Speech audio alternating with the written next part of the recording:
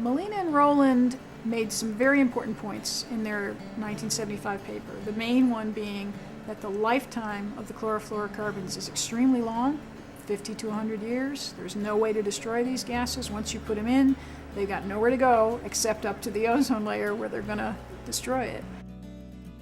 The ozone is a protective layer that absorbs the very energetic radiation, and the chlorofluorocarbons won't break up until they get above most of that.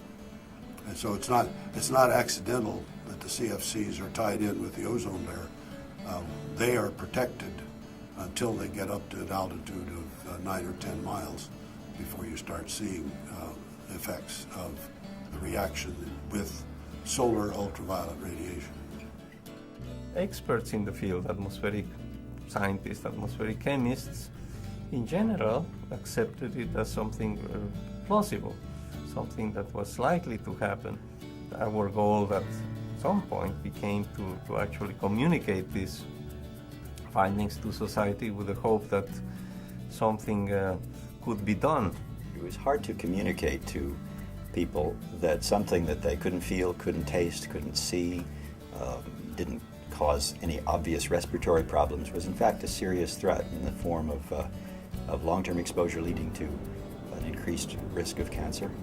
A problem that, had it been allowed to languish and grow, would have created more health problems. Soon after I arrived in NASA, I was asked to sort of take over the management of a US-led assessment of ozone depletion. It was mandated by Congress that every 2 years NASA had to write a state of the ozone layer. What seemed logical to me is if we're going to negotiate an international treaty on stratospheric ozone depletion, there needed to be one international assessment where the scientists around the world spoke with one voice. And so during that period, 1980, 1985, I worked with the scientific community to get together a true international assessment that could be the basis for informed international negotiations. You know, as I look back on what we did in implementing the Montreal Protocol, I think it is probably one of the most successful cooperative efforts that I have ever seen between, in this case, a regulatory agency, the EPA, a regulated agency, the Department of Defense, the NGOs, their suppliers, and their counterparts in other countries. And the fact of the matter is, it worked. It was incredibly successful. Suddenly there was a paper by Joe Farman, who had a Dobson instrument located in Antarctica at Halley Bay, that suggested that in the springtime, August, September, October period, there was a sudden depletion of ozone. A series of international experiments was done. The biggest one was in 1987, where there were some ground-based observations, 2 very well-equipped aircraft, a DC-8 and an ER-2, and some satellite observations.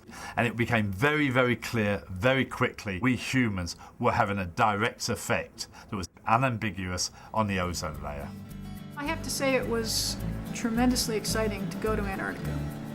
You know, you realize when you're there how incredibly remote and beautiful and untouched the place is. And it's so ironic to sit there and watch the ozone layer disappear. Well, I think the key development in industry was when the DuPont company, which was the major U.S. manufacturer of chlorofluorocarbons, an $800 million revenue item, by the way, for them, when they concluded that the scientists were right. The Montreal Protocol was signed in September of 1987.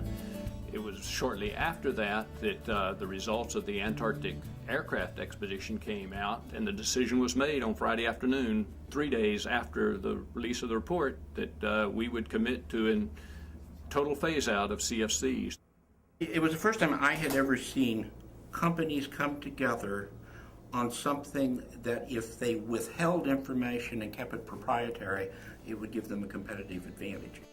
I think the number one lesson is you have to have really good science. It has to be done extremely carefully. It has to be verified by multiple sets of observations and by multiple different models.